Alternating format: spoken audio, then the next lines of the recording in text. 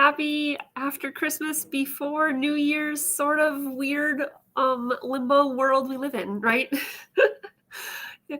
If you're watching this live with me, good morning. It is the 2 days after Christmas now, and that's why I said we're in this weird limbo space, right? This time between Christmas and New Year's, where we sometimes fall off the train of what day it is, right? It's actually Tuesday. I had to think about that for a few minutes today. I was like, wait a second, it feels like Monday. No, it feels like Wednesday. What day is it anymore?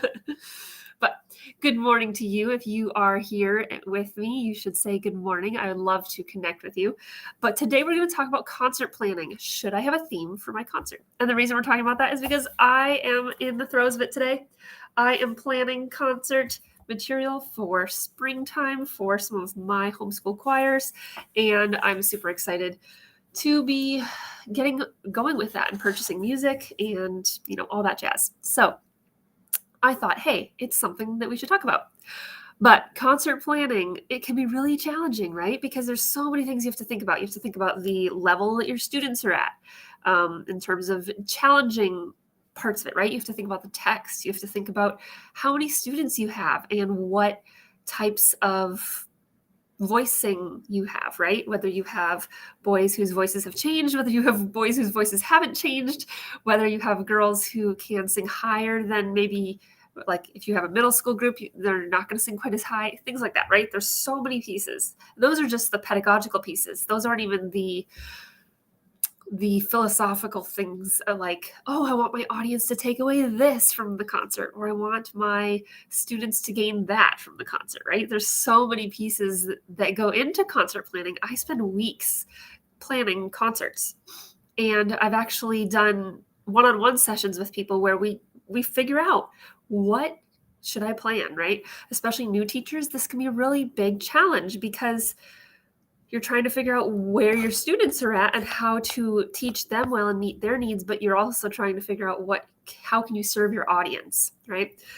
So that being said, should you have a theme? It's a good question, and I will answer it quickly by saying the short version is it's up to you. I've done it both ways. I've done it with a theme. I've done it without a theme.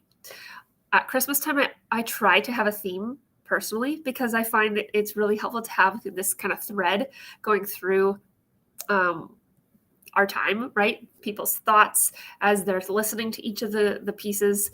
And I do some Christmas music and some winter music. And so it really just depends on your setting, if you are in a religious setting or not, for your teaching, your teaching setting.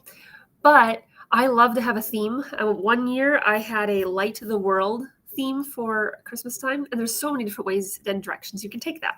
So I really like having a theme, and I try to keep it a broad theme so that I can creatively have different songs or pieces that fit in with that. When I did the Light the World theme, I used finger lights for one of our songs, and that was super fun. So it was fun to incorporate other things, incorporate movement, incorporate instrumental music, not just singing, right? Even though we did obviously do singing, and lots of singing because it's choir. But anyway, so I sometimes do a theme, and I sometimes don't do a theme. So that's really up to you. But I really like this tool that I created. I'll show you how I use it. It's a notebook. It's for brainstorming for a choir director. Songs for my choirs to sing is what I wrote on the front. And then in the back it says a choir director's concert brainstorming notebook. So there's a couple different sections to it. There is a section where you can put ideas for, there we go, go in the other direction, and then a date, potentially. So you could say ideas for, and you could put the theme right here if you wanted to. Or you could put a certain group of students' names, or like a certain ensemble. Or you could put an age category. It wouldn't have to be a specific ensemble. Or you could put a time of year. You could put Christmas or something, right?